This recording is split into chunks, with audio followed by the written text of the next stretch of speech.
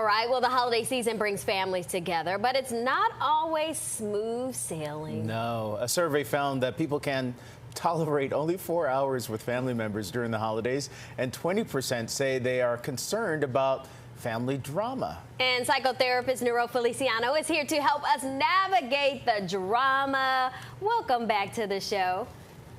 Thank you so much. Okay, so Niro, why can't we all just get along? I wish I had the real answer to that, but I can say this. When we all get together again, we regress back to our old family dynamics, and that means very loose boundaries. We feel like we can say whatever we want to say, and we go back to some of our childhood conflict, just being with the same people.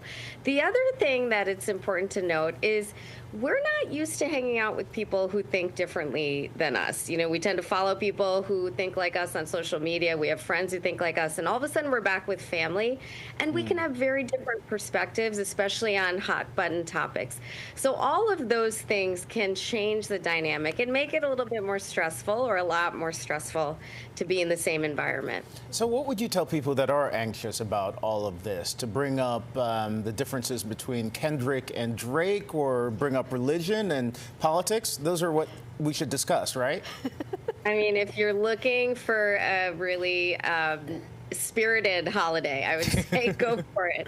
But what I'd like to say is that we always have choices, even in these situations where we feel out of control. We can choose to respond or not respond. We can choose to act. Maybe we decide to exit the situation. Maybe we prepare a response. Hey, let's not talk about that this Christmas.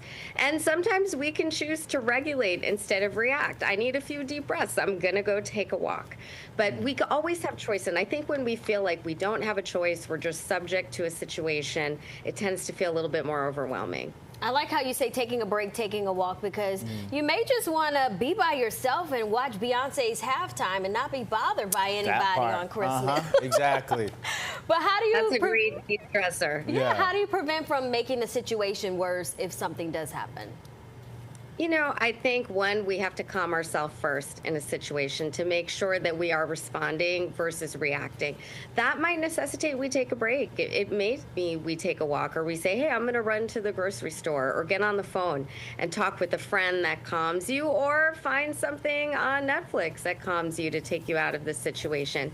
You know, sometimes perspective shifts are really helpful, to stop for a minute and think, what would make that person say that? What's gone on in their life that would make it okay for them to react that way? Putting yourself in someone else's shoes helps us to sometimes find that little spot of empathy for them.